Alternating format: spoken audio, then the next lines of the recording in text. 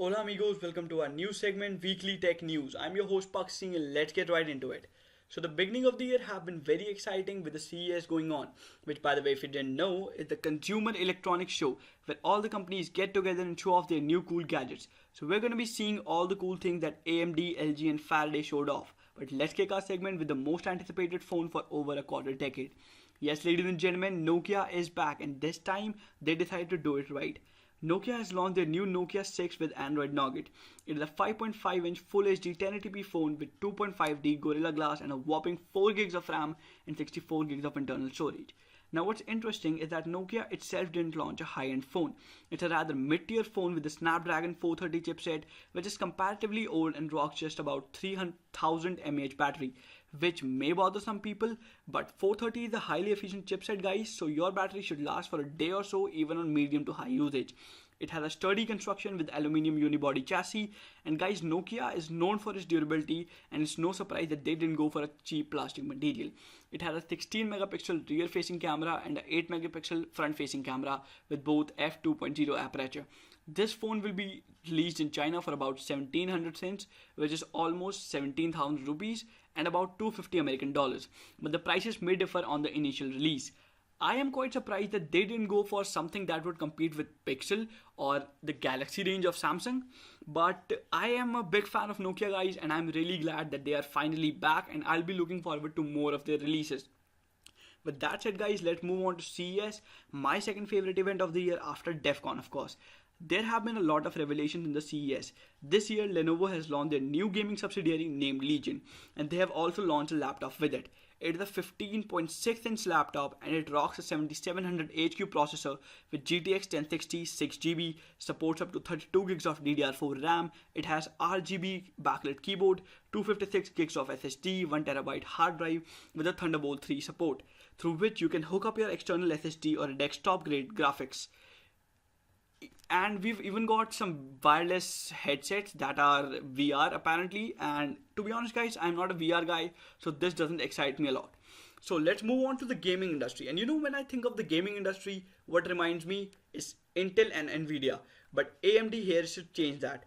AMD showcased their brand new fresh out of the box Vega where they demoed Doom running on ultra settings at 4K and getting over 60 FPS on Vulkan, which by the way is a platform developed by Nvidia.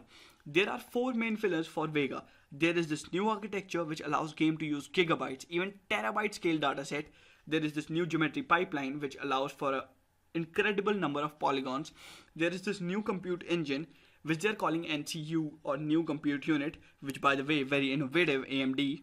Also, there is this new pixel engine which they are calling it the draw stream binning ratherizer.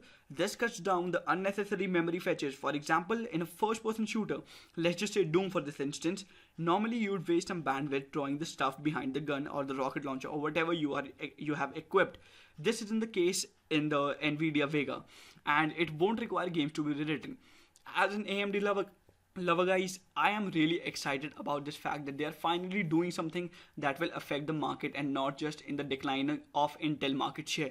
It'll open doors for innovation, and both of the companies have been quite frankly sitting on their asses, and now they're gonna have to do something to top the other one.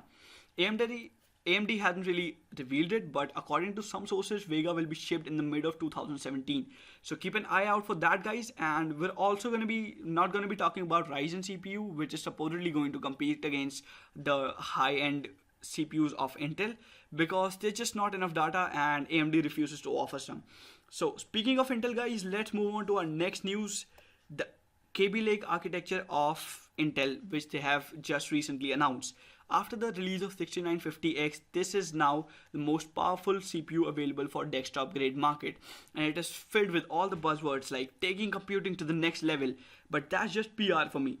So talking about spec wise, it has a bump on the clock speed out of the box from its predecessor 6700K, which overclocks up to 4.5 GHz. It has a Intel Graphics 630 HD, but I'm pretty sure guys, when you're shelling out $350 on a CPU, you already have an Nvidia high-end graphics card. And to compare 6700K and 7700K, they are almost the same because they both have 91 TDP watts. 14 nanometer transistors, 16 PCI lanes. To be honest, I wasn't that excited about it because there is nothing innovative. But an article that was published in ARS Technica, you can now watch 4K Netflix only on Kaby Lake processors because of a hardware decoder. But really, guys, I mean, really, would you spend $350 just to watch Netflix 4K? I mean, let's get realistic here, Intel, and do something about it. To be honest, this whole processor is just a disappointment for me. Talking about disappointment, let's talk about FBI. A hacker that goes by the Twitter handle CyberZeast has claimed to have hacked the FBI.gov site by exploiting a Python module. The website was hosted on a FreeBSD 6.3 release on a VMware. The hacker went on and tweeted that CMS exploited, files in view, password reset tool.py, product permission, set up file, more coming soon, hashtag FBI, hashtag pond. As the initial website was running on a VMware, so the hacker wasn't able to get the root access.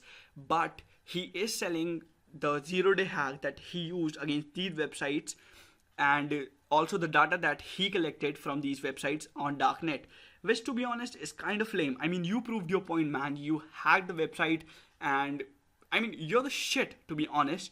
But don't just sell all the stuff because it's sensitive information. It could cost lives.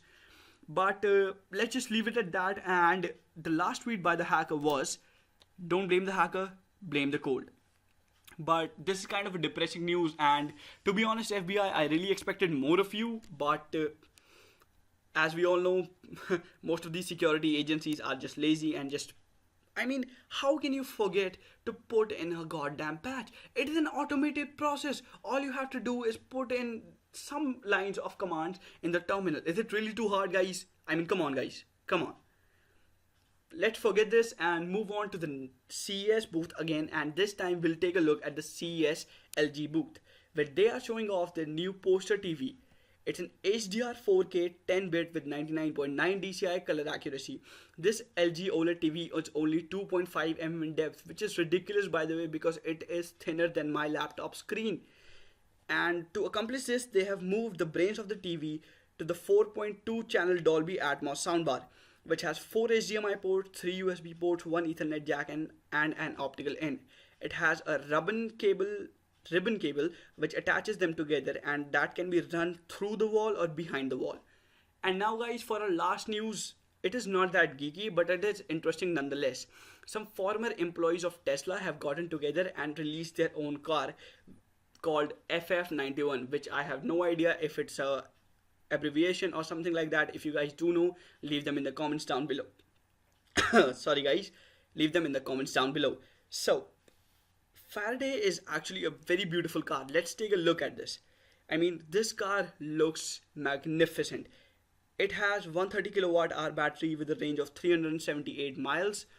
This baby has got 3 motors and outputs about 1000 horsepower, and that's a lot of power for an electric car. It goes from 0 to 60 in just 2.39 seconds, which I think that they are teasing Tesla over that because their Model 3 does that in 2.40 seconds. I wonder how many hours they just spent just to achieve that 0.1% growth over Tesla.